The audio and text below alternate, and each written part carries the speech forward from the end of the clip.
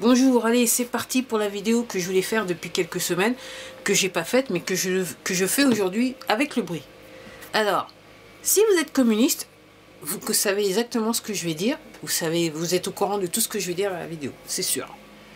Après, je vais commencer par là. Normalement, elle devrait être courte. Je vais la faire courte, pas comme celle d'avant. Après, donc, je vais commencer par là. Il était une fois.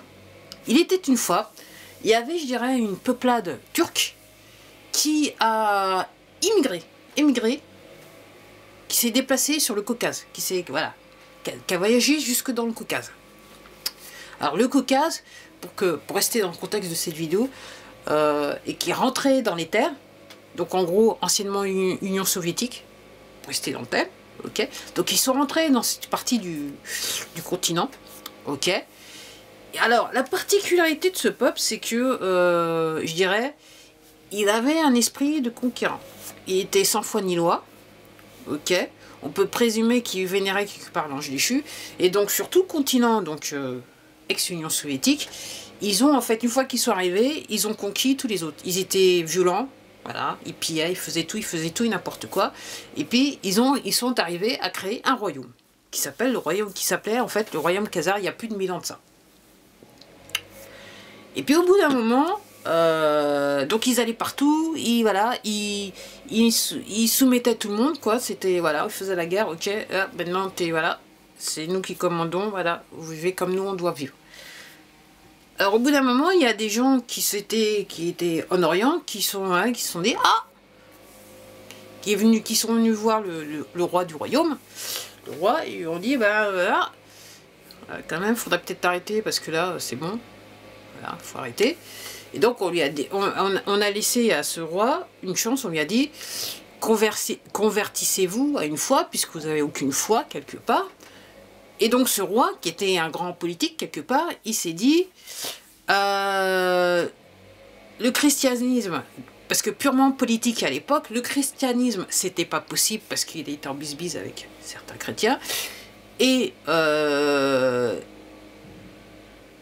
là, l'islam, c'était pas possible parce qu'il est en bisbise avec le monde musulman. Donc il s'est dit, la seule foi qui paraît bien, c'est la confession juive. Et donc il a déclaré que pour entre guillemets, pour apaiser tout le monde, que maintenant il avait une foi, il décidait d'être de confession juive, et tout le peuple, donc tous les vassaux étaient maintenant de confession juive. Voilà. Comme ça, voilà comment ça s'est fait. Donc je rappelle que normalement, ce que je comprends plutôt bien, c'est que pour être juif, faut être né de mère juive.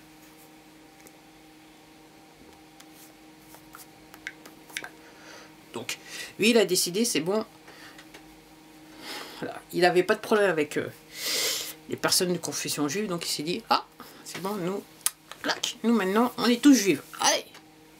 Donc apparemment, il a donc accepté la confession d'un point de vue politique, en apparence, avec tous les vassaux et compagnie, et sur toutes les terres qu'il avait conquéries, mais il continuait à vivre de la manière dont il voulait vivre, c'est-à-dire très violemment, et je dirais, moi j'aurais tendance, je traduis en adoration de l'ange déchu. Ok. Et là, je vais rentrer dans la partie donc, que je voulais dire depuis des semaines, c'est que, alors, Karl Marx, donc je dirais quelque part un petit peu le père du communisme, même si l'idée, comme je vous disais, elle arrivait un petit peu plus en avant autour du XVIIe siècle, apparemment au XVIe ou XVIIe siècle, enfin bref, mais Karl Marx, donc faveur du communisme, donc Karl Marx, Lénine, Staline, Trotsky, tous de confession juive.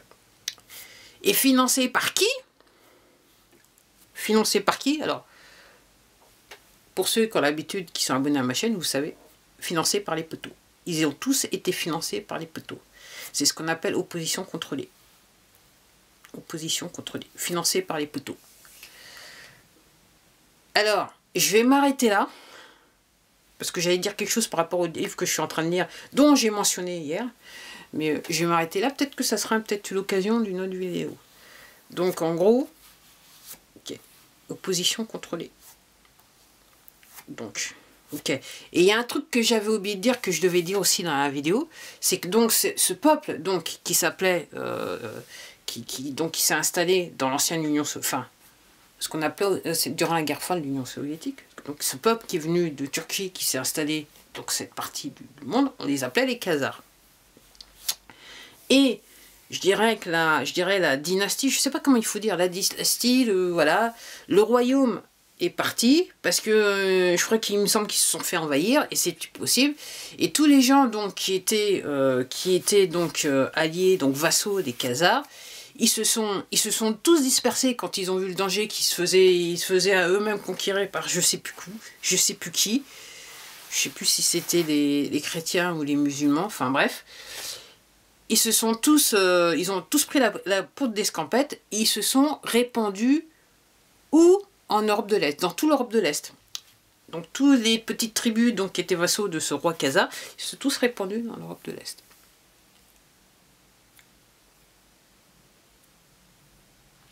Après, ça met un petit peu de lumière sur ce qui s'est passé durant la Seconde Guerre mondiale, je sais pas.